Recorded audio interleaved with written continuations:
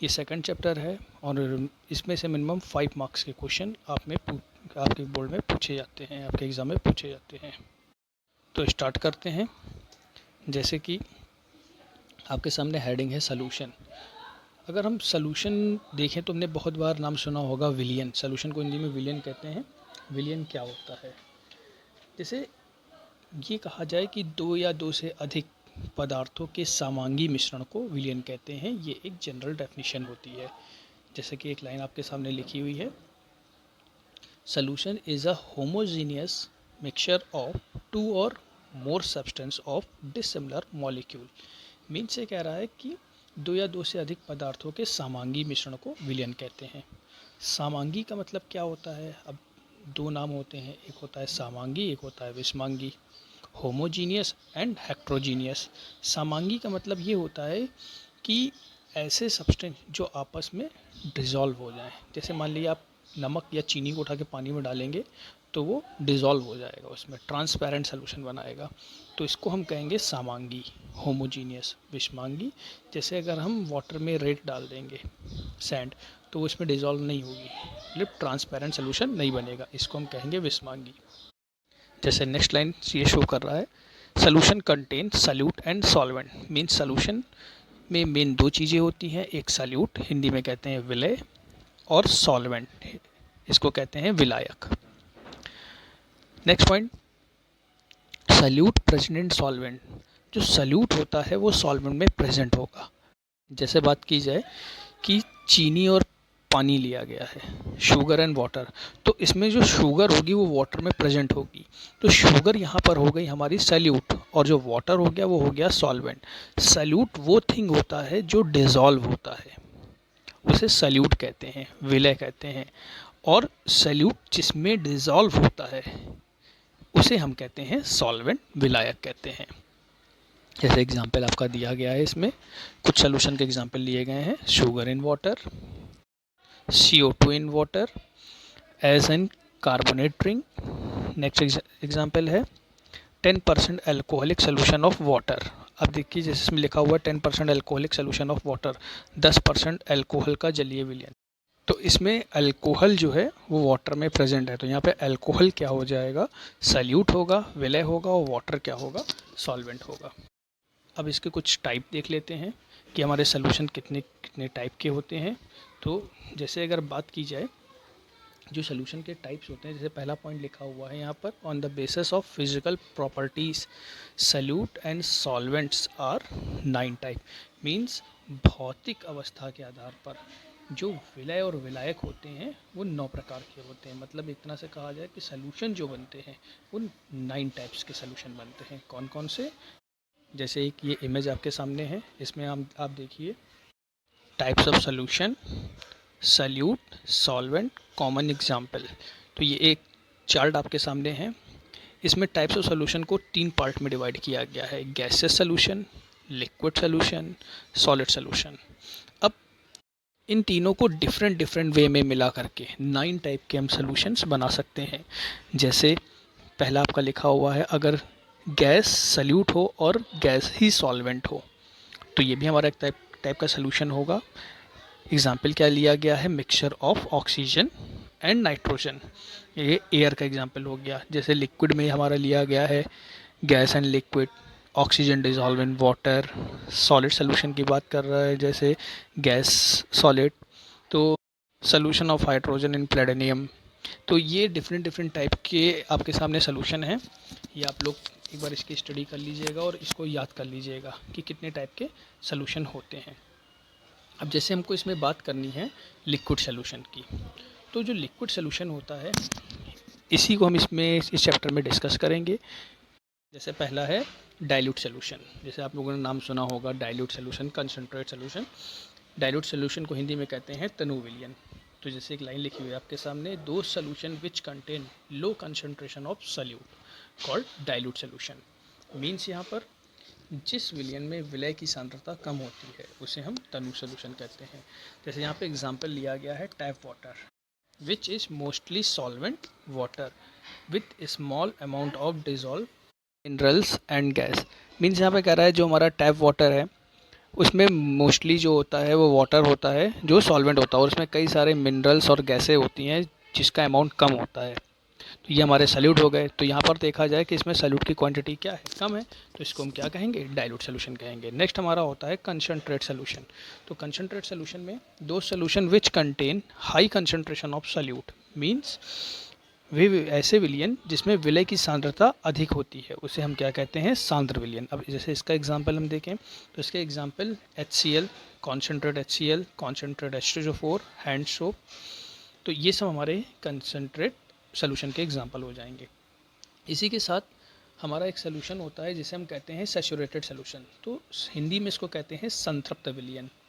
तो जो saturated solution होता है, पहले हम इसकी डेफिनेशन पढ़ लेते हैं। डेफिनेशन क्या है, at constant temperature in a saturated solution of solid both solute and solution are present permanently and an equilibrium state between undissolved solid and its solution means स्थिर ताप पर किसी ठोस के संतृप्त विलयन में ठोस और उसका विलयन दोनों स्थायी रूप से उपस्थित होते हैं तथा ठोस और उसके विलयन के मध्य साम्य रहता है। मीन्स ये कह रहा है कि जैसे मानिए वाटर है, हमने मानिए 100 ग्राम या 100 ml वाटर ले लिया है, तो इसकी एक कैपेसिटी होगी कि ये मिनिमम अमाउंट शुगर को ये डिज़ोल्व कर सकता है। अगर हम इसमें एक्स्ट्रा शुगर डालेंगे तो शुगर क्या होगी, इसके बॉटम पर बैठ जाएगी, डिज़ोल्व नहीं होगी। तो इसी को ही कहते हैं हम सैचुरेटेड सोल्यूशन, संतृप्त विलयन। मतलब हर एक सोल्यूशन की अपनी कैपेसिटी होती है, वो उतना ही सल्यूट अपने अंदर डिज़ोल्व कर सकता है। और जो अनडिज़ोल्व सल्यूट होता है, जो इसके बॉटम पे बैठ जाता है, इसी को ही हम कहते हैं क्या, सैचुरेटेड सोल्यूशन कहते हैं। जैसे यहाँ पे इसका एग्जाम्पल लिया गया है, एग्जाम्पल में बताया गया है cane sugar undissolved solid gives solution cane sugar in solid. Means ये है कि हमने केन शुगर लिया, इसको हमने उठा के वाटर में डाला है, तो जब वाटर में जितनी डिज़ोल्व हो गई और जो रिमेनिंग बच गई है वो इसके बॉटम पे बैठ जाएगी। यही हमारा क्या होगा, सैचुरेटेड सोल्यूशन कहलाएगा। इसी को हम कहते हैं संतृप्त विलयन कहते हैं। नेक्स्ट अगर हम बात करें सॉल्युबिलिटी की, सैचुरेटेड के साथ एक और सोल्यूशन होता है जिसे हम कहते हैं सुपर सैचुरेटेड सोल्यूशन। वो क्या होता है, अभी मैं आपको सॉल्युबिलिटी की बात बताता हूँ। पहले सॉल्युबिलिटी समझ लेते हैं। सॉल्युबिलिटी को हिंदी में कहते हैं विलयता। तो विलयता में जैसे पॉइंट लिखा हुआ है, the maximum amount of a substance that dissolve in 100 gram solvent eight constant temperature called solubility. Means यहाँ पर ये कह रहा है कि किसी पदार्थ की वह मात्रा जो 100 ग्राम विलायक को संतृप्त करने के लिए आवश्यक होती है, वह उसकी विलयता कहलाती है। 100 ग्राम विलायक लिया गया है, 100 ग्राम सॉल्वेंट लिया गया है, वो इसमें जितनी भी सल्यूट डिज़ोल्व हो सकता है, आ सकता है, वही उसकी क्या होगी, जितना भी सल्यूट उसके अंदर घुल सकता है वही उसकी क्या होगी, सॉल्युबिलिटी होगी। सॉल्युबिलिटी को हम एस से शो करते हैं। ओके, नेक्स्ट टॉपिक है आपका सुपर सैचुरेटेड, अति संतृप्त विलयन। तो जैसे इसमें लाइन लिखी हुई है, under certain condition and definite temperature if a solute is present in greater amount in the solution then required to make a saturated solution. The solution is called super saturated solution. means निश्चित ताप पर किसी विलयन को संतृप्त करने के लिए आवश्यक मात्रा से अधिक पदार्थ की मात्रा जिस विलयन में उपस्थित होती है उस विलयन को अति संतृप्त विलयन कहते हैं। आपको सैचुरेटेड सोल्यूशन बताया गया था, संतृप्त विलयन बताया गया था कि सल्यूट को जब हम सॉल्वेंट मिलाते हैं, जब वो एक्सेस में हो जाता है तो वो इसके बॉटम पे बैठ जाता है। वो जो कंडीशन होती है वो नॉर्मल टेम्परेचर पर होती है, जैसे कि 25 डिग्री सेंटीग्रेड। लेकिन सुपर सैचुरेटेड सोल्यूशन में क्या होता है, अति संतृप्त विलयन में क्या होता है, अगर उसी सोल्यूशन को हम फिर से हीट अप कर दें तो जैसे ही उसमें टेम्परेचर इंक्रीज़ करेगा तो उसकी सॉल्युबिलिटी क्या हो जाएगी, ऑलरेडी बढ़ जाएगी, वो उसमें फिर से सॉल्युबल होने लगेगा। तो सल्यूट की क्वांटिटी उसके बॉटम पर थी, वो उसके अंदर फिर से डिज़ोल्व होने लगेगी। इसी को हम कहते हैं सुपर सैचुरेटेड सोल्यूशन कहते हैं। इसका एग्जांपल हो जाएगा सोडियम एसीटेट। अब सॉल्युबिलिटी के कुछ फैक्टर्स की बात कर लेते हैं, मतलब कौन कौन से फैक्टर्स होते हैं जो सॉल्युबिलिटी को इफेक्ट करते हैं, विलयता को प्रभावित करने वाले कारक। तो यहाँ पर एक एक करके देख लेते हैं। जैसे कि पहले आपके सामने लिखा हुआ है टेम्परेचर, ताप का विलयता पर क्या प्रभाव पड़ेगा। On increasing temperature, solubility increase because when substance dissolve in solvent, so is an exothermic process. Means कह रहा है पदार्थों की विलेयता ताप बढ़ाने से बढ़ती है, क्योंकि साधारण ताप पर जब कोई पदार्थ विलायक में घुलता है तो वो ऊष्मा अवशोषित करता है। लेकिन सबके लिए ये पॉइंट सही नहीं होता कि ताप बढ़ाएंगे, टेम्परेचर इंक्रीज़ करेंगे तो सॉल्युबिलिटी क्या होगी, इंक्रीज़ करने लगेगी। कुछ सब्सटेंस होते हैं जैसे कैल्शियम सल्फेट, कैल्शियम हाइड्रोक्साइड, इन सब की विलेयता जो होती है ताप बढ़ाने पर घटती है। ठीक है, तो एक पॉइंट हमको यहाँ से ये पता चला कि अगर हम टेम्परेचर इंक्रीज़ करेंगे तो नॉर्मली सॉल्युबिलिटी बढ़ती है। नेक्स्ट है हमारा nature of solute and solvent, means विलय और विलायक की प्रकृति। तो इसमें जैसे पॉइंट लिखा हुआ है solvents are two types, polar and non polar. Means जो विलायक होते हैं वो दो तरह के होते हैं, एक ध्रुवीय एक अध्रुवीय। तो पहले हम यहाँ पर ये समझ लेते हैं कि ध्रुवीय और अध्रुवीय क्या होता है। जैसे आप लोगों को 11 में भी डिस्कस किया गया था, ध्रुवीय और अध्रुवीय के बारे में एक बार फिर से बताया जा रहा है। ध्रुवीय, अगर हम ध्रुवीय की बात करें तो इस तरह समझिए, ध्रुव मतलब पोल, पोल दो, एक पॉजिटिव एक नेगेटिव। तो जिन कंपाउंड्स में हमको प्लस माइनस दिख जाए, फॉर एग्जांपल NaCl, H2O, तो इसमें हमको पता चल रहा है कि किस पे प्लस है किस पे माइनस है, तो ये हमारे हो जाएंगे पोलर। और नॉन पोलर वो हो जाएंगे जिस पे हमको प्लस और माइनस ईजिली ना पता चले। ठीक है, जैसे I2, Cl2, O2, ये हमारे हो जाएंगे नॉन पोलर। तो यहाँ पर पॉइंट क्या लिखा हुआ है, as like dissolve like ionic or polar solutes are soluble in polar solvent while non-polar solute are soluble in non-polar solvent। Means यहाँ पर ये कह रहा है कि अगर कोई ध्रुवीय सल्यूट है तो वो ध्रुवीय सॉल्वेंट में ही डिज़ोल्व होगा, और कोई अध्रुवीय सल्यूट है तो वो अध्रुवीय सॉल्वेंट में ही डिज़ोल्व होगा। जैसे यहाँ पर एग्जाम्पल आपके सामने लिखा हुआ है, NaCl is soluble in water, NaCl water में सॉल्युबल होगा, and I2 is sparingly soluble in water but soluble in CCl4।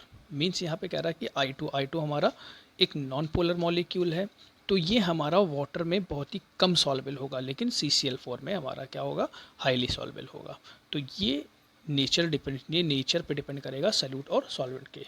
Next यहाँ पे लाइन कह रहा है size of particle of solute, विलय के कणों का आकार। तो जैसे मानिए कि आप ग्राइंडेड शुगर लेते हैं, उसको आप वाटर में डालेंगे तो वो जल्दी डिज़ोल्व होगी, फास्ट डिज़ोल्व हो जाएगी। बट आप अगर उसी चीनी को का पीस लेते हैं तब उसको अगर आप वाटर में डालते हैं तो वो देर में डिज़ोल्व होगी। तो साइज़ भी यहाँ पे मैटर करता है। नेक्स्ट पॉइंट यहाँ पे दिया गया है common ion effect. Common ion effect आपको केमिकल इक्विलिब्रियम में पढ़ाया गया था। In two compound those atom are same called common ion, means दो यौगिकों में जो आयन समान होता है उसे हम कहते हैं कॉमन आयन। और कॉमन आयन के कारण भी सॉल्युबिलिटी डिक्रीज करती है। फॉर एग्जांपल जैसे NaCl और AgCl हमने दोनों को साथ में ले लिया, तो यहाँ पर अगर देखा जाए दोनों में से कोई भी आयोनाइज नहीं होगा, क्योंकि अगर दोनों आयोनाइज भी होते हैं तो फिर से वो वही कंपाउंड, जैसे Na+Cl- Ag+Cl-, अगर आयोनाइज हो भी रहे हैं तो फिर से एक दूसरे से मिलकर के वही कंपाउंड बना लेंगे। तो ये भी कह सकते हैं कॉमन आयन इफेक्ट मीन्स सम आयन प्रभाव के कारण भी सॉल्युबिलिटी क्या होती है, डिक्रीज होती है। तो ये कुछ फैक्टर्स थे जो आप लोगों को बताए गए हैं जो सॉल्युबिलिटी पर इफेक्ट डालते हैं, सॉल्युबिलिटी पर प्रभाव डालते हैं। नेक्स्ट टॉपिक देखते हैं। यहाँ पर आप लोगों को कुछ टर्म्स बताए गए हैं, जैसे आपको पीछे पढ़ाया गया कि solution is equal to solute plus solvent, विलय प्लस विलायक। अब विलय, विलायक और विलयन, इन तीनों को अगर हम वेट, वॉल्यूम और मोल के टर्म में शो करें तो किस तरह से शो कर सकते हैं। जैसे आपके सामने वेट, वॉल्यूम और मोल का टर्म लिखा हुआ है। मीन्स हम अक्सर देखते हैं कि जो सल्यूट होता है उसकी क्वांटिटी कम होती है, तो इसको हम किससे दिखा रहे हैं, स्मॉल w से। और सॉल्वेंट की यूनिट ज़्यादा, क्वांटिटी ज़्यादा होती है तो उसको हम कैपिटल W से शो कर रहे हैं। मीन्स हमने यहाँ पे इसको इसलिए शो किया है जिससे आप लोगों को पता रहे कि अगर सल्यूट कहीं पर स्मॉल w से शो किया गया तो वो सल्यूट को शो कर रहा होगा, कैपिटल W से शो किया गया है या कैपिटल V से शो किया गया है, कैपिटल N शो किया गया है तो वो सॉल्वेंट को शो कर रहा होगा। ठीक है, तो आज की क्लास में आप लोगों को इतना ही बताया जाएगा। नेक्स्ट क्लास में इस पर कुछ न्यूमेरिकल टॉपिक बताए जाएंगे, जैसे mass percentage, ppm, volume hello, good morning. My self Ashwini Singh from Desh Bharati public inter college. Last class में आप लोगों को जो सोल्यूशन में सल्यूट और सॉल्वेंट होता है उसके कुछ टर्म्स के बारे में बताए गए थे। आज सॉल्यूशंस की कंसंट्रेशंस को शो किया जाएगा। तो यहाँ पर जैसे पहला टॉपिक है मास परसेंटेज, W/W, भार प्रतिशतता कहते हैं इसको। जैसे एक स्टेटमेंट लिखा हुआ है, number of gram of solute present 100 gram solution, means 100 ग्राम विलयन में उपस्थित विलय के ग्रामों की संख्या भार प्रतिशतता कहलाती है। इसको अगर हम शो करें तो हम मास परसेंटेज का फार्मूला लिख सकते हैं, mass percentage is equal to mass of solute in gram upon total mass of solution into 100। तो यहाँ पर अगर फार्मूला हम पूरा लिखें तो जैसे बताया गया था कि सल्यूट को हम स्मॉल w से दिखलाएंगे और सॉल्यूशन को हमने पीछे बताया था W' से दिखला सकते हैं। या तो सॉल्यूशन में हमारा सल्यूट और सॉल्वेंट दोनों होता है, इसलिए हमारा small w plus capital W दोनों लिया गया है। इसी तरह अगर हम नेक्स्ट देखें वॉल्यूम परसेंटेज, तो यहाँ पे वॉल्यूम परसेंटेज के लिए क्या बता रहा है, number of ml of solute present in 100 ml of solution, means 100 millilitre विलयन में उपस्थित विलय के मिलीलीटर की संख्या विलयन प्रतिशतता कहलाती है। इसका भी फॉर्मूला ऊपर की तरह ही रहेगा, बस यहाँ पर मास की जगह पर क्या कर दिया है, वॉल्यूम। तो यहाँ पर जब वॉल्यूम शो किया जाएगा तो वॉल्यूम को हम स्मॉल v से शो करेंगे। नेक्स्ट टॉपिक है इसमें हमारा ppm, इसी को हम कहते हैं पार्ट्स पर मिलियन कहते हैं। तो अब इसकी अगर डेफिनेशन देखें तो number of gram of solute present in 1 million gram of solution, means विलयन के 1 मिलियन ग्रामों में उपस्थित विलय के ग्रामों की संख्या ppm में सांद्रता कहलाती है। तो इसी तरह ppm को अगर हम शो करें, ग्राम की बात कर रहा है तो हम वेट लेंगे, बस यहाँ पर जो 100 हम ले रहे थे उसकी जगह पर क्या आ जाएगा, बिलियन, 10 lakhs आ जाएगा, 10⁶। तो यहाँ पर हमारे ये 3 टॉपिक हो गए। कौन कौन से, मास परसेंटेज, भार प्रतिशतता, आयतन प्रतिशतता और ppm, पार्ट्स पर million. Next topic mass by volume percentage, W/V। ये थोड़ा इंपॉर्टेंट टॉपिक है जिस पे आप आगे न्यूमेरिकल भी देखेंगे। तो इसमें पॉइंट क्या लिखा हुआ है, number of gram of solute present in 100 ml solution, विलयन के 100 ml में विलीन विलय के ग्रामों की संख्या भार आयतन प्रतिशतता कहलाती है। तो इसको थोड़ा हम डिटेल में समझते हैं। जैसे एक एग्जांपल आपके सामने दिया गया है, 5% W/V ग्लूकोज, डेंसिटी गिवन है 0.9 ग्राम पर ml। तो अगर हम 5% W/V ग्लूकोज को ओपन करेंगे तो इस तरह से स्टेटमेंट आएगा हमारे सामने, 5 gram glucose present in 100 ml solution. तो यहाँ से हमको पता चल रहा है कि वेट ऑफ ग्लूकोज कितना है, 5 ग्राम है, present in 100 ml solution, means ये सोल्यूशन में प्रेजेंट है। तो ये हमारा क्या हो जाएगा, सल्यूट हो जाएगा, विलय हो जाएगा। तो वॉल्यूम ऑफ सोल्यूशन हमारा कितना गिवन है, 100 ml अकॉर्डिंग टू क्वेश्चन। तो ये परसेंटेज में कह रहा है, तो परसेंटेज में टोटल सोल्यूशन हमारा कितना लिया जा रहा होगा, 100 ही लिया जा रहा होगा, इसलिए यहाँ पे हमने इसको 100 कंसिडर किया है। हम जानते हैं formula, weight of solvent is equal to weight of solution minus weight of solute. तो इस टॉपिक से हमको यही निकालना सीखना है कि हम सॉल्वेंट का वेट कैसे निकालेंगे। तो यहाँ पर जैसे हमने डेंसिटी का फॉर्मूला पढ़ा है, T is equal to mass of solution upon volume of solution. तो यहाँ पर हम जानते हैं कि जो डेंसिटी गिवन है वो 0.9 गिवन है, मास ऑफ सोल्यूशन हमको फाइंड करना है, क्योंकि जब हमको मास ऑफ सोल्यूशन फाइंड होगा तभी हम सल्यूट के मास को उसमें से लेस कर पाएंगे और हमारा mass of weight of solvent हमको मिलेगा। तो यहाँ पर हमारा वॉल्यूम में सोल्यूशन कितना गिवन है, 100 ml। तो यहाँ से हमारा मास ऑफ सोल्यूशन निकल करके आ रहा है 90 ग्राम। अब इसी वैल्यू को उठा करके ऊपर वाले फॉर्मूले में पुट करते हैं, तो यहाँ से हमारा मास ऑफ सॉल्वेंट जो निकल के आएगा 85 ग्राम। तो अभी ये आपको एक छोटा सा टॉपिक बताया गया है, इसी टॉपिक को आगे क्वेश्चन में सॉल्व करके दिखलाया जाएगा। जब भी क्वेश्चन में 5% W/W या W/V दिया होगा तो हम इसको इसी वे में सॉल्व करेंगे। नेक्स्ट टॉपिक देखते हैं, स्ट्रेंथ ऑफ सोल्यूशन इन ग्राम पर लीटर, विलयन की सांद्रता। तो विलयन की सांद्रता क्या होती है, जैसे कि स्टेटमेंट लिखा हुआ है, number of gram of solute present in 1 litre solution called strength of solution, means 1 litre विलयन में उपस्थित विलय के ग्रामों की संख्या विलयन की सांद्रता कहलाती है। इसको अगर हम स्ट्रेंथ देखें तो स्ट्रेंथ का फॉर्मूला हमारा क्या बनेगा, gram of solute in gram upon volume in volume of solution. तो यहाँ पर हमारा जो इसकी यूनिट निकल के आएगी, ऊपर वेट है नीचे लीटर है, तो इसकी यूनिट क्या हो जाएगी, ग्राम पर लीटर। जैसे एक एग्जांपल देखते हैं, 4 ग्राम NaOH present in 250 ml solution, find strength of solution. तो यहाँ पे क्या गिवन है, यहाँ पे गिवन है वेट ऑफ NaOH गिवन है 4 ग्राम और वॉल्यूम ऑफ सोल्यूशन गिवन है 250 ml। क्योंकि हमको वॉल्यूम को लीटर में रखना है तो हम इसको लीटर में चेंज करेंगे। लीटर में चेंज करने के लिए ml को लीटर में चेंज करने के लिए क्या करते हैं, 1000 से डिवाइड करेंगे तो हमारा वॉल्यूम आ जाएगा 0.25 लीटर। इसको हम वैल्यू को उठा करके फॉर्मूले इनपुट करेंगे तो स्ट्रेंथ ऑफ सोल्यूशन हमारी कितनी निकल के आएगी, वेट अपन वॉल्यूम 16 ग्राम पर लीटर। तो इन सब की यूनिट जरूर ध्यान रखिएगा। इसी टाइप के क्वेश्चन अभी आपको और भी आगे कराए जाएंगे। नेक्स्ट टॉपिक है हमारा मोलैरिटी ऑफ सोल्यूशन, हिंदी में कहते हैं मोलरता। मोलरता क्या होती है, number of mole of solute present in 1 litre solution called molarity. 1 litre विलयन में उपस्थित विलय के मोलों की संख्या विलयन की मोलरता कहलाती है। मोलरता को हम शो करते हैं कैपिटल M। इसमें फॉर्मूला होगा M is equal to mole of solute upon volume of solution. तो यहाँ पर इसकी यूनिट क्या निकल के आएगी, ऊपर मोल है नीचे वॉल्यूम है, तो इसकी यूनिट हो जाएगी मोल पर लीटर। यहाँ पर एन हम जानते हैं, एन मोल है और एन का फॉर्मूला क्या होता है पीछे पढ़ चुके हैं, वेट अपॉन मॉलिकुलर वेट या मॉलिकुलर मास। जैसे आपको यूनिट इसकी बताई गई थी, यूनिट होती है इसकी मोल पर लीटर। इसी यूनिट को हम मोलर से भी शो कर सकते हैं या कहीं कहीं पर यूनिट की जगह हम कैपिटल M भी शो कर सकते हैं। एक एग्जांपल देखते हैं, 4 ग्राम NaOH present in 250 ml solution, find molarity of solution. 4 gram NaOH 250 ml विलयन में उपस्थित है, विलयन की मोलरता ज्ञात करो। तो यहाँ पर पीछे कितना क्या दिया हुआ है, इसमें भी वेट दिया हुआ है और वॉल्यूम दिया हुआ है। वॉल्यूम को हमने लीटर में चेंज कर लिया है क्योंकि हमको लीटर में पुट करना है।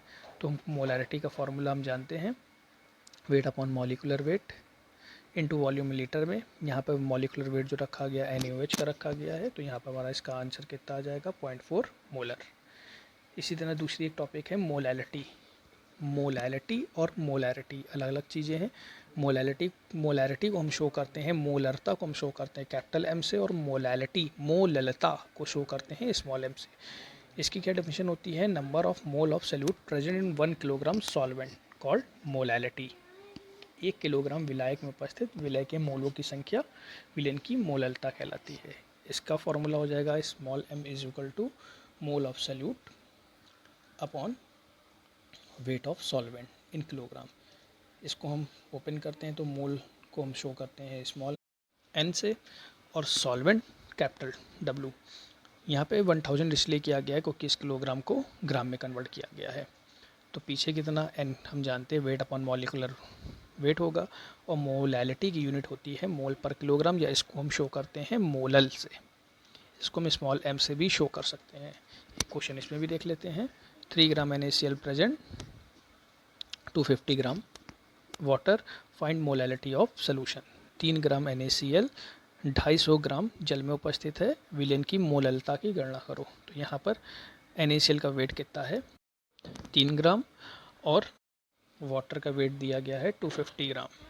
इसको किसी में कन्वर्ट नहीं करना है, सीधे फार्मूला लगाएंगे, फार्मूला पुट करेंगे। यहाँ पे 58.5 जो है वो NaCl का मॉलिकुलर वेट है, तो इसको सॉल्व करेंगे तो आंसर आएगा 0.0002 मोलर। तो यहाँ पर ये आपके सामने कुछ न्यूमेरिकल बताए गए हैं। अभी इसके आगे इसकी next class normal. Hello, last class में आप लोगों को मोलरता, मोललता, मोलैरिटी और मोलैलिटी के बारे में बताया गया था। आज की क्लास में आप लोगों को नॉर्मलिटी एक्सप्लेन की जाएगी।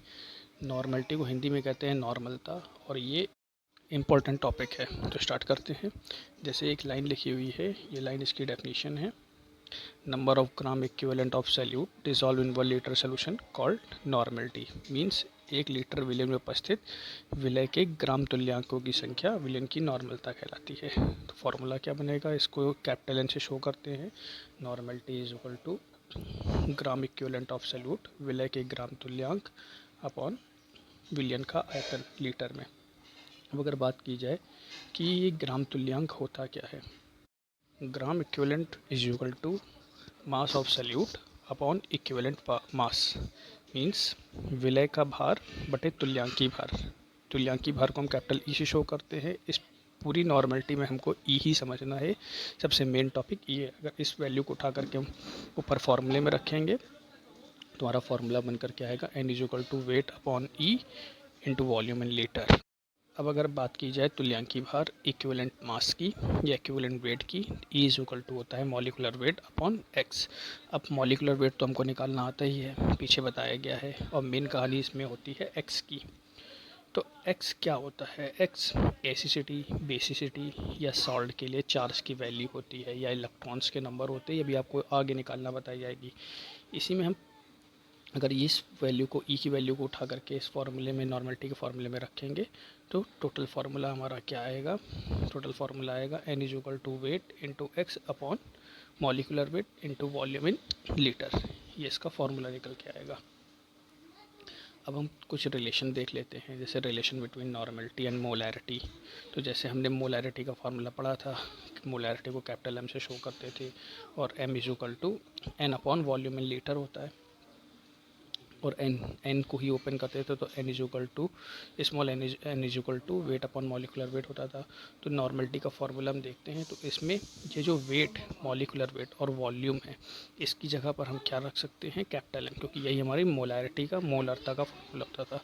तो नॉर्मलिटी और मोलैरिटी में क्या रिलेशन हो जाएगा, n is equal to m into x, इसका रिलेशन आएगा।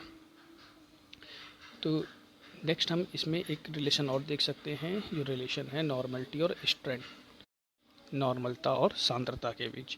तो जैसे हमने नॉर्मलिटी का फार्मूला पढ़ा है n is equal to weight upon E into volume in litre में, इसी तरह हम कंसनट्रेशन का फार्मूला जानते हैं, c is equal to W upon V होता है। तो इस W अपॉन वी की जगह हम c रख सकते हैं, तो हमारा नॉर्मलिटी और कंसनट्रेशन में क्या रिलेशन आ जाएगा, n is equal to c upon E, और नॉर्मलिटी की यूनिट होती है नॉर्मल, इसको हम कैपिटल N से शो करते हैं।